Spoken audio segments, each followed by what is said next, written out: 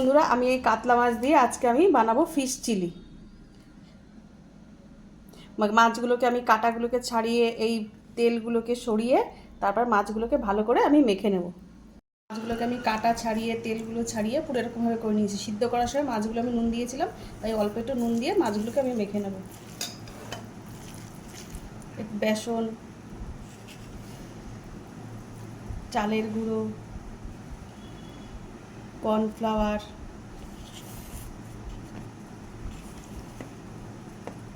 একটু অ্যারারুট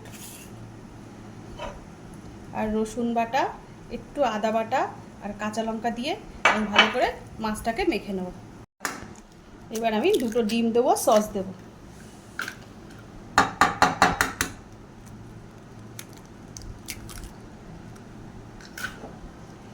আর একটু tomato sauce, একটু সয়া সস দিয়ে ভালো করে এটাকে আমি মেখে নেব। যেহেতু চিলি সস ফিশ চিলি বানাচ্ছি, সেই কারণে আস্তে আস্তে গন্ধ আসতে পারে, এই কারণে আমি একটু চাট মশলা দিয়েছি। তারপরে কড়াইতে সাদা তেল দিয়ে গরম করে এবার ছোটো ছোটো করে বড়াগুলো ভেজে নেবো। পেঁয়াজগুলোকে আমি লাল লাল করে ভেজে নেবো। এই যে বড়াগুলোকে আমি একটু লাল লাল করে ভেজে নিই, যেহেতু মাছ তো একটা আস্তে আস্তে গন্ধ বেরোবে, তাই আমি এরকম লাল লাল করে ভেজে নিয়েছি। পেঁয়াজগুলো বেশ ব্রাউন ব্রাউন লাল লাল ভাজা হয়ে গেছে। আমরা তো ক্যাপসিকাম খাই না, তাই ক্যাপসিকাম দিইনি। আপনারা যারা ক্যাপসিকাম খাবেন তারা চিলি ফিশে ক্যাপসিকাম দেবেন, সেটাও খুব ভালো লাগে খেতে। এরপর ওই তেলটাই পাল্টাবো না, ওই চিলি ফিশ আর পেঁয়াজ ভাজার তেলে আমি একটু রসুন আদা দিয়ে একটু ভালো করে কষিয়ে নেব।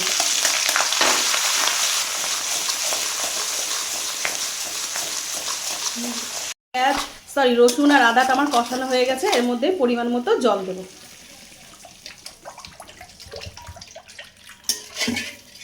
এই ঝোলে আমি একটু নুন দেব। ঝোলটা ফুটলে তারপর আমি সসগুলো দেব। টমেটো সস দেব,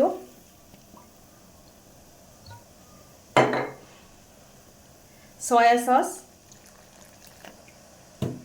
একটু কাঁচা লঙ্কা থেতো করে নিয়েছি, কাঁচা লঙ্কা দেব, আর একটু শুকনো লঙ্কার গুঁড়োও দেব। আপনারা যেরকম ঝাল খাবেন ঠিক সেরকমভাবে ঝালগুলো দেবেন আর কি। তারপরে ভেজে রাখা পেঁয়াজ আর ওই মাছের বড়াগুলো আমি এর মধ্যে দিয়ে একটু ভালো করে জাল দেব।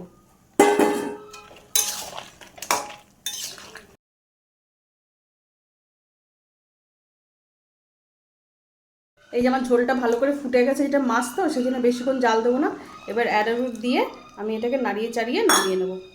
আমার এই চিলি ফিশটা কেমন লেগেছে আপনারা জানাবেন, আর আপনারা সবাই ভালো থাকবেন, সুস্থ থাকবেন।